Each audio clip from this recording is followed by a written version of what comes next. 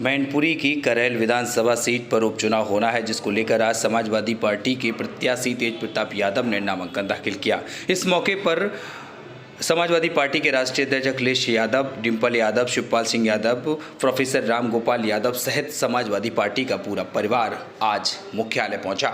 मुख्यालय पहुंचने के बाद नामांकन दाखिल किया, जिसके बाद सभी लोगों ने सबका जो करेल विधानसभा में चुनाव होना है उसको ऐतिहासिक जीत दर्ज कराई जाएगी, जिसको लेकर समाजवादी पार्टी के राष्ट्रीय अध्यक्ष अखिलेश यादव ने साफ कर दिया है कि यहाँ की जनता का हर बार जो स्नेह और जो प्यार है वो मिलता रहेगा और समाजवादी पार्टी करेल सीट पर ऐतिहासिक जीत दर्ज कराएगी, जिसको लेकर सर्वप्रथम शिवपाल सिंह यादव और तेज प्रताप यादव ने मीडिया कर्मियों से बात करते हुए कहा है कि जिस तरीके से उपचुनाव में समाजवादी पार्टी का पक्ष में लहराया था, इस बार करेल की सीट पर भी इसी तरह से जीत दर्ज कराएगी। अब तस्वीरों में आप साफ तौर से देखते हैं तो वहीं तेज प्रताप यादव, धर्मेंद्र यादव, शिवपाल सिंह यादव और डिम्पल यादव, अदिति यादव सहित सैफई के सभी लोग वहां नामांकन स्थल पर पहुंचे और मीडिया कर्मियों से रूबरू होते हुए जमकर समाजवादी पार्टी के राष्ट्रीय अध्यक्ष अखिलेश यादव ने हमला बोला है। उन्होंने निशाना साधते हुए कहा है कि भारतीय जनता पार्टी को बहराइच की घटना पर भी हमला बोला है। उन्होंने कहा किसानों को डीएपी खाद भी उपलब्ध नहीं हो पा रही है, धान की फसल जो है वो पूर्ण रूप से तैयार हो गई है और खाद के लिए अभी भी जो है स्थिति है वो मारामारी चल रही है। भारतीय जनता पार्टी की महंगाई और बेरोजगारी जैसे मुद्दों पर तो बिल्कुल भी ध्यान नहीं दिया जा रहा है। अब देखना यह है कि भारतीय जनता पार्टी आखिर कब तक इस पर अपना अंकुश लगा पाएगी। तो वहीं तेज प्रताप यादव और सपा राष्ट्रीय अध्यक्ष अखिलेश यादव क्या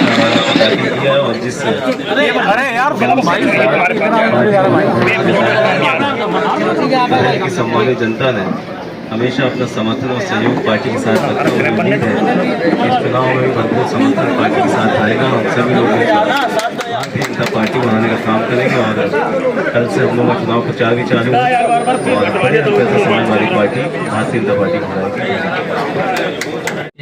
अभी नामांकन करके आए रहे तेज प्रताप से थोड़ा सा मोबाइल और यहाँ से जीतना है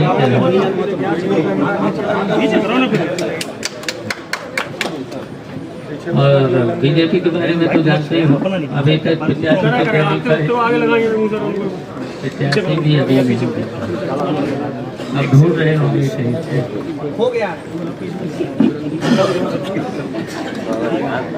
लेकिन तेज प्रताप और इसके साथ साथ उत्तर प्रदेश की सभी 9 भी विधानसभा में समाजवादी पार्टी जीतेगी और करेल से तो सबकी जमाना जब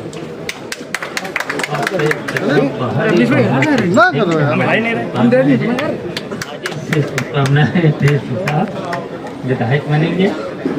और थोड़ा सा नीचे कर दे भाई, मेरे दे दूंगा तेरे को इतना। तुम बैठ जाओ, क्या नाम है, चश्मा बस अब देता हूँ।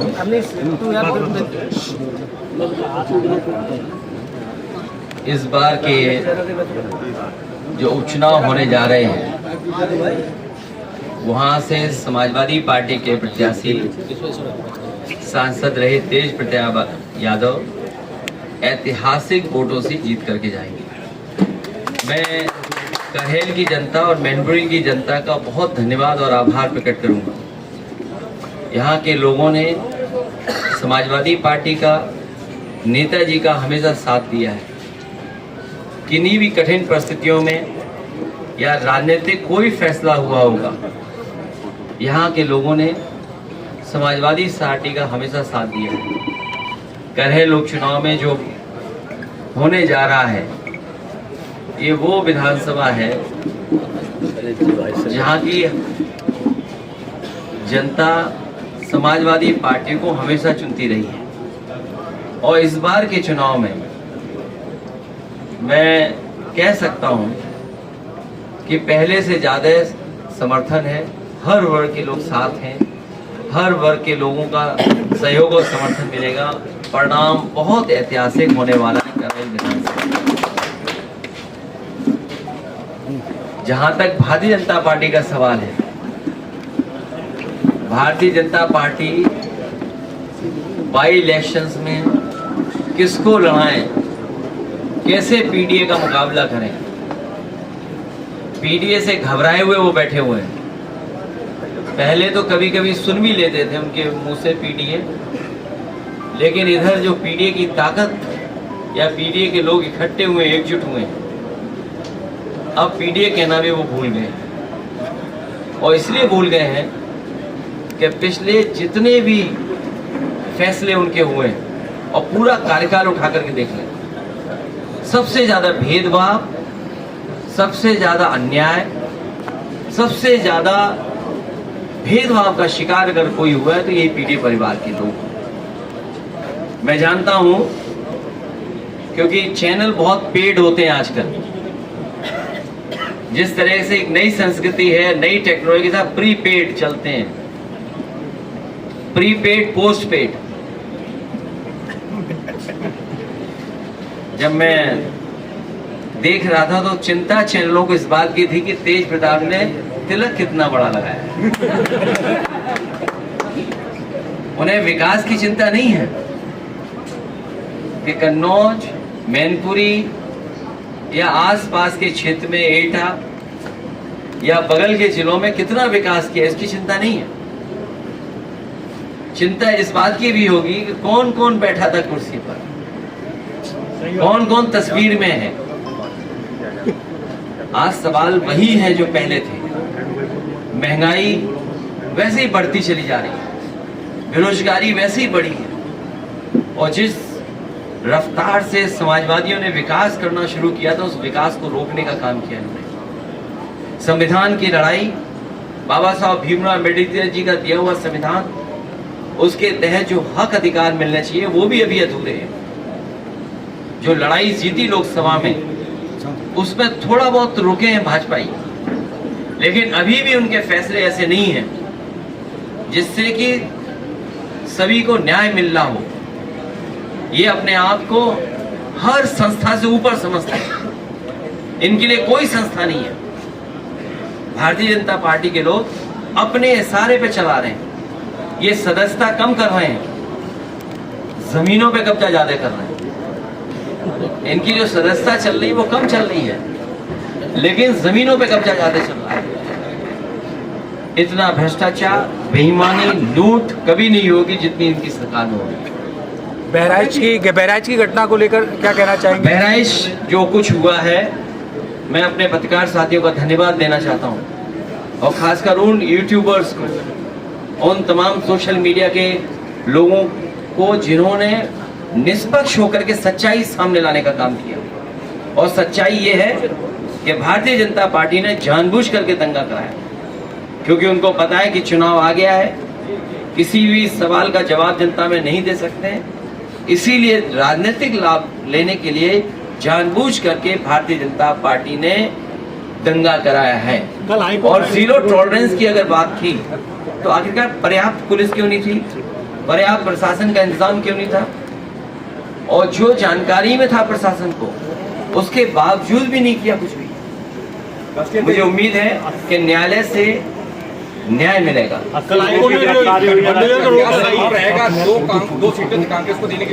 भारतीय जनता पार्टी जिसको चाहे उसको गिरफ्तार कर ले, पत्रकार साथी भी गिरफ्तार हो जाते हैं। अगर वो कोई सच्ची न्यूज चला दें तो फोन आ जाता है उनके पास। उनको बाकायदा ब्रेकिंग न्यूज व्हाट्सएप पे मिलती है कि आपको ब्रेकिंग न्यूज यही चलानी है जो व्हाट्सएप पे आई है।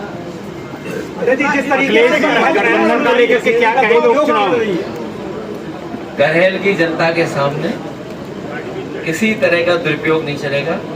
सामने से दुरुपयोग दिखाई देगा, लेकिन वही अधिकारी कहेंगे अरे जीत तो आप ही रहे हो, समर्थन आपका ही कर रहे हैं।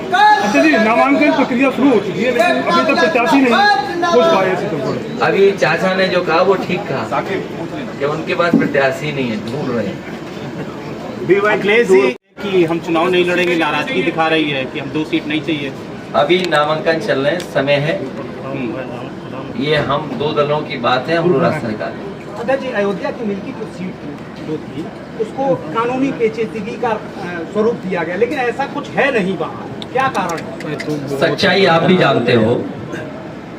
जिस सरकार ने BLO हटाए हो, सब अधिकारियों को हटा दिया हो, अपनी मनमर्जी के अधिकारी पोस्ट कर दिए हो।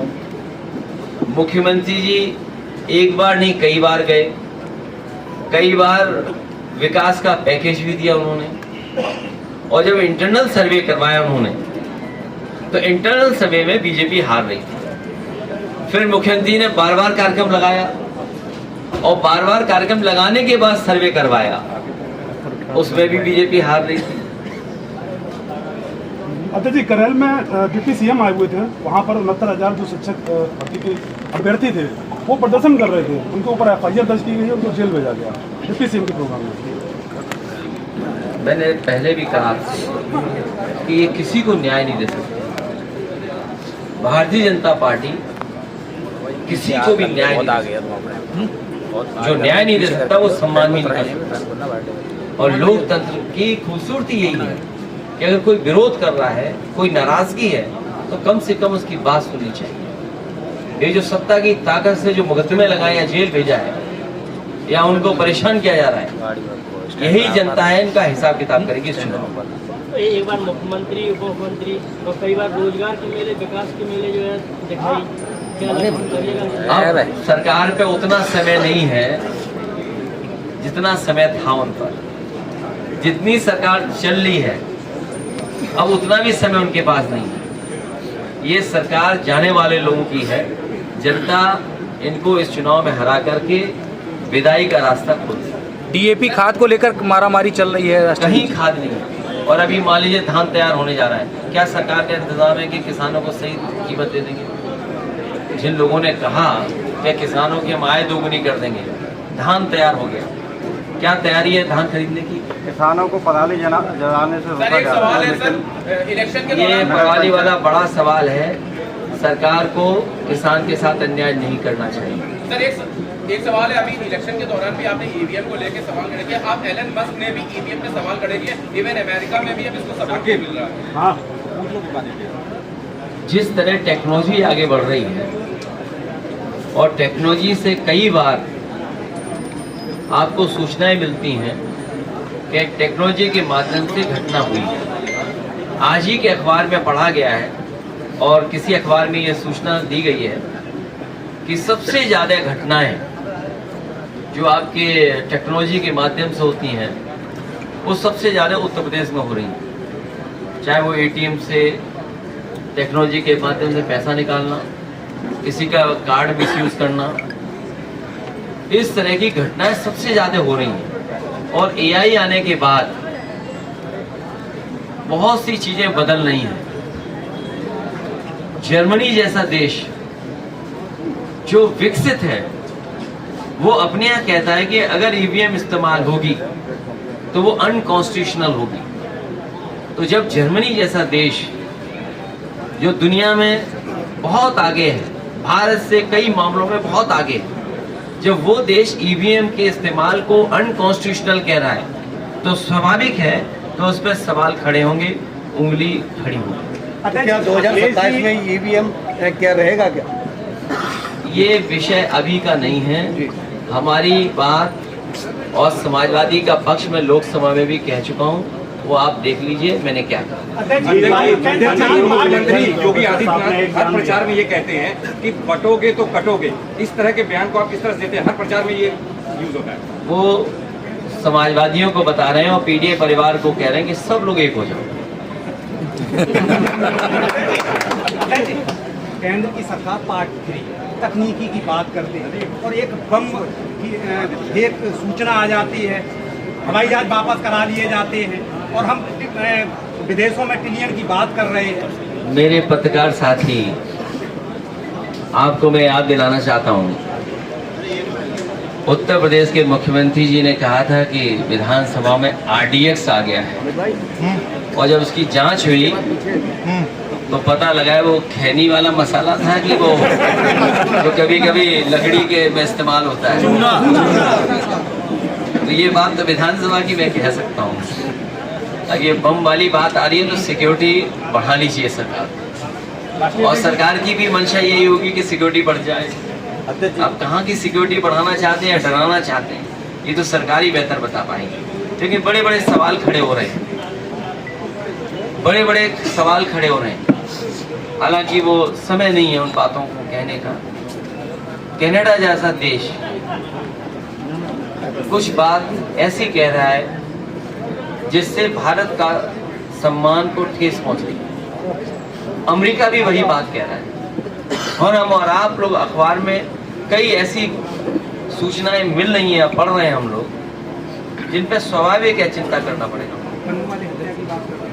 अध्यक्ष जी अभी आप बेहतर समझते हैं किन बातों को मैं कह रहा हूँ। अध्यक्ष जी बीजेपी के लोग लगातार अध्यक्ष जी, अभी ऊर्जा में जो हार मिली है उसका बदला अगर ले सकते हैं तो करेल जीत कर ले सकते हैं ये। और मिल्कीपुर फिर बदला ले लेगी बीजेपी से। अध्यक्ष जी अभी प्रोफेसर साहब ने एक विवादित बयान दिया सीजीआई को लेके, क्या उसको लेके वो माफी मांगेंगे? नहीं, मेरी जानकारी में नहीं है। सुप्रीम कोर्ट के सीजीआई साहब का सब सम्मान है और हम तो बहुत सम्मान करते हैं, बहुत सम्मान करते हैं। Thank you.